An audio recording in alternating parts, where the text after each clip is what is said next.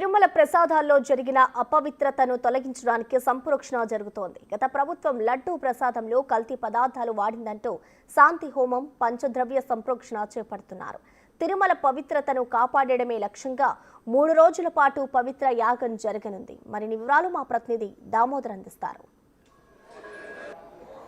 తిరుమల శ్రీవారి ప్రసాదాలు నైవేద్యాలకు సంబంధించి వాడే నెయ్యిలో కల్తీ జరిగిందని బయటికి రావడం, దీని నేపథ్యంలో భక్తుల మనోభిప్రాయాలు దెబ్బతిన్న కారణంగా మరోవైపు ఏదైతే స్వామివారి ఆలయంలో సంప్రోక్షణ అదేవిధంగా కార్యక్రమాలు ప్రస్తుతం కొనసాగుతున్నాయి. దీనిపై మనతో మాట్లాడడానికి ఆలయ ప్రధాన అర్చకులు అదేవిధంగా ఆగమశాస్త్ర సలహాదారులైన వేణుగోపాల్ దీక్షితులు ఉన్నారు. ఆయన అడిగి తెలుసుకుందాం. స్వామి, కార్యక్రమం ఎప్పుడు ప్రారంభించారు, ఎంతవరకు కొనసాగుతుంది?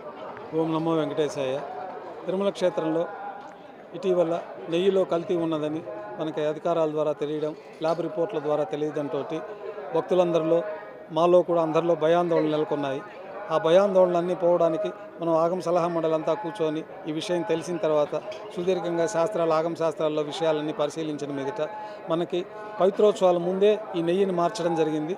దానికి ముందు వాడిన నెయ్యిలో ఎక్కడో ఈ యొక్క దోషాలు ఉన్నట్టు గుర్తించడం, ఆ విషయాన్ని మనకి ల్యాబ్లో వచ్చిన టెస్ట్ రిపోర్ట్ల ద్వారా తెలియడంతో పవిత్రోత్సవాలతోటి ఈ యొక్క దోషాలన్నీ తొలగిపోతాయి.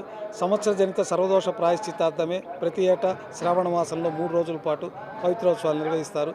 ఆ పవిత్రోత్సవాల ద్వారానే ఈ దోషమంతా తొలగిపోయింది. అయినా ఆ విషయం మనకి గత 4-5 రోజుల ముందు ల్యాబ్ రిపోర్ట్ల ద్వారా తెలిసిందని భక్తులందరూ కూడా మనకు భయాందోళనకు గురవుతూ ఉండడం, మేమందరం కూడా భయాందోళనకు గురయ్యి తర్వాత శాస్త్రాలంతా పరిశీలించిన మీదట కొంత ఉపశమనం కలిగి తర్వాత పవిత్రోత్సవాల్లో అదంతా శుద్ధి అయిందని, ఆ ప్రసాదాల్లో ఎటువంటి దోషాలు అంటవు మనం చేసిన పవిత్రోత్సవాల వల్ల అనే విషయాన్ని మనకు ఆగమ శాస్త్రాల ద్వారా తెలుస్తూ ఉన్నది. ఆ విధంగా జరిగిన దోషాలన్నిటికీ కూడా పవిత్రోత్సవాల్లో దోషాలు పరిసమాప్తం అయిపోయాయి. తర్వాత మనకు ఆ విషయం తెలిసిన తర్వాత ఇంకా ఎక్కడన్నా ఆ యొక్క శేషం ఉంటుందేమో అని చెప్పి ఊహల్లో అపోహాలు, మనం శ్రవణం ద్వారా ఆ విషయం విన్నందువల్ల మనం ఏదో ఒకటి చేయాల్సిన కార్యక్రమం ఉంటుంది అని మనం పరిశీలించి శాంతి హోమం కింద ప్రత్యేకంగా ఈరోజు కార్యక్రమాన్ని నిర్వహించడం జరుగుతున్నది. ఈ శాంతి హోమంలో 3 హోమగుండాలని మనం బంగారుబావి వద్ద యాగశాల వద్ద నిర్మించి అక్కడ ప్రత్యేకమైన శాంతి హోమాలు, వేదపారాయణం ద్వారా చతుర్వేదాల్లో ఉన్నటువంటి శాంతి మంత్రాలతోటి జపాలు, అట్లాగే దివ్య ప్రబంధ పారాయణంతో వైభవంగా ఆ శాంతి కోసమే ప్రత్యేకమైన పారాయణాలన్నీ జరుగుతూ ఉన్నాయి.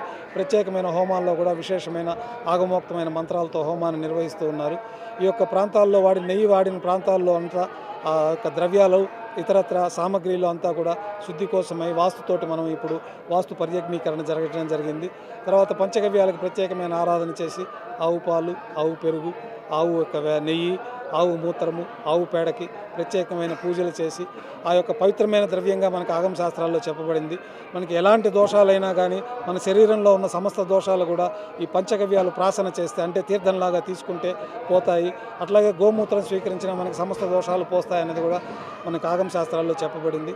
ఆ ప్రత్యేకమైన ఆ గోవుకు సంబంధించిన ఈ పదార్థాలన్నిటికీ ప్రత్యేకమైన పూజ చేసి ఈ యొక్క ద్రవ్యాలు వాడిన ప్రదేశాల్లో, వాడిన పరికరాల్లో అంతా కూడా మనం పంచగవ్య ప్రోక్షణ, కుంభ ప్రోక్షణ చేయడం జరిగింది. ఈ యొక్క కార్యక్రమాలన్నీ ఆలయంలో జరుగుతూ ఉన్నాయి. ఇవన్నీ పూర్ణావతి 9:30కు పూర్తి అయిన తర్వాత విశేషంగా స్వామివారికి ఈ శాంతి కోసమే ప్రత్యేకమైన ప్రసాదాలు నైవేద్యంగా సమర్పించి అక్షతారోపణము, కుంభ ప్రోక్షణతోటి ఈ కార్యక్రమాలు పూర్తి అవుతాయి. భక్తులు ఎవరు కూడా ఎలాంటి ప్రసాదాల గురించి ఆందోళన చెందవలసిన అవసరం లేదు. స్వామివారికి ఆగమ శాస్త్రాల్లో చెప్పబడిన విధంగా మనం చేసే కార్యక్రమాల్లో సమస్త దోషాలు తొలగిపోతాయి. అట్లాగే శ్రీవారి ఆలయంలో ప్రతిరోజు ఉదయం సాయంత్రం మన యాగశాల వద్ద నిత్యహోమం జరుగుతూ ఉంటుంది. ఆ నిత్యహోమంలో కూడా తెలిసి తెలియక జరిగిన దోషాలు పోవడానికే పూజల్లో కానీ, కైంకర్యాల్లో కానీ, ఇట్లాంటి ద్రవ్యాల్లో కానీ తెలిసి తెలియక జరిగే దోషాలకు ఆ నిత్యహోమం జరుగుతూ ఉంటుంది ఉదయం సాయంత్రం. కాబట్టి మనకు ప్రసాదాలు ఎప్పుడూ పవిత్రంగానే ఉంటాయి. అయితే జరిగిన సంఘటన చాలా దురదృష్టకరం. తెలిసిన తర్వాత మనం ఈ శాంతి ఒక విశేషమైన హోమాన్ని నిర్వహించడం జరుగుతూ ఉన్నది. సరే స్వామి, ఈ అఖండ దీపానికి కూడా ఇదే నెయ్యి వాడారు. అఖండ దీపాన్ని కూడా ఏమన్నా మార్పు చేసేది అవకాశం? ఈ ప్రోక్షణతో అన్ని దోషాలు వెళ్ళిపోతాయి. మనకి అవన్నీ ఆజ్యం అంతా మనకి ఎక్కడెక్కడ నెయ్యి వాడారో ఆ ప్రదేశాల్లో మనకి పవిత్రోత్సవాల్లోనే సమస్త దోషాలు పోయినాయి. భక్తులు స్వీకరించే ప్రసాదాలు, తయారయ్యే స్వామికి నైవేద్యం అయ్యే ప్రసాదాల్లో అంతా కూడా ఈ యొక్క ప్రోక్షణ గావించడం జరిగింది.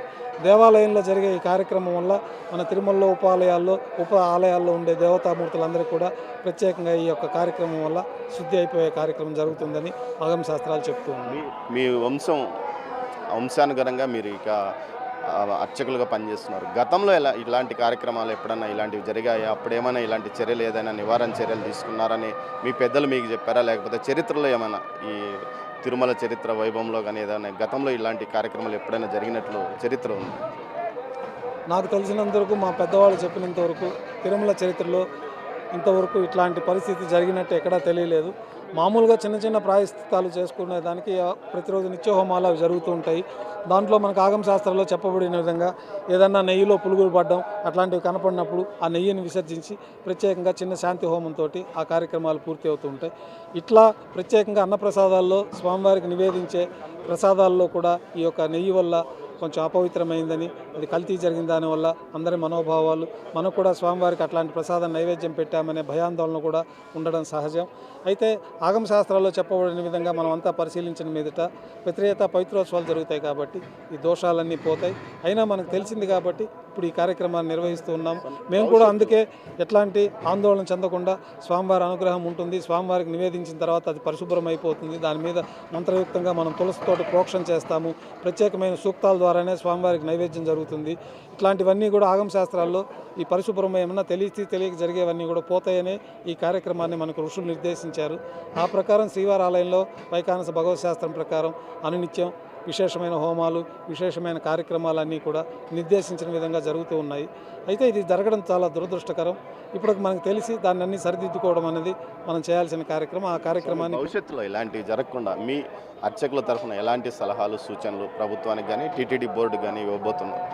భవిష్యత్తులో ఇట్లాంటి జరగకుండా గౌరవనీయ ముఖ్యమంత్రి వర్యులు చంద్రబాబు నాయుడు గారు నిన్న సూచించడం జరిగింది. ఎటువంటి పరిస్థితుల్లోనూ అన్ని సామాన్లు పరిశుభ్రంగా చెక్ చేసి దాని యొక్క క్వాలిటీ నిర్ధారించుకొని స్వామివారి వినియోగానికి, తయారీకి, స్వామివారికి తయారయ్యే ప్రసాదాలకి వినియోగించాలని చెప్పి సూచన చేయడం జరిగింది. అదంతా అడ్మినిస్ట్రేషన్లో కొత్తగా ల్యాబ్ ఏర్పాటు చేస్తామన్నారు. ఉండే ఒక ప్రస్తుత ల్యాబ్లో కూడా ఇవన్నీ టెస్ట్ చేసే లోపలికి వస్తున్నాయన్నది మనకు తెలుస్తూ ఉన్నది. కాబట్టి ఎలాంటి ఆందోళనలు చెందకుండా మనం జాగ్రత్తగా పరిశీలించి దాన్ని సప్లై చేసేవారు కూడా స్వామివారి యొక్క అనుగ్రహము, ఆగ్రహము వాళ్ళకి లేకుండా ఉండాలంటే, ఆగ్రహం లేకుండా ఉండాలంటే సవ్యమైన పదార్థాలు, నిర్దేశించిన పదార్థాలనే స్వామివారికి సప్లై చేయాలని కోరుకుంటూ ఉన్నాం. మీరు నిన్న సీఎం గారిని కలిసారు. ఆయన వైపు నుంచి ఎలాంటి సలహాలు చెప్పారు?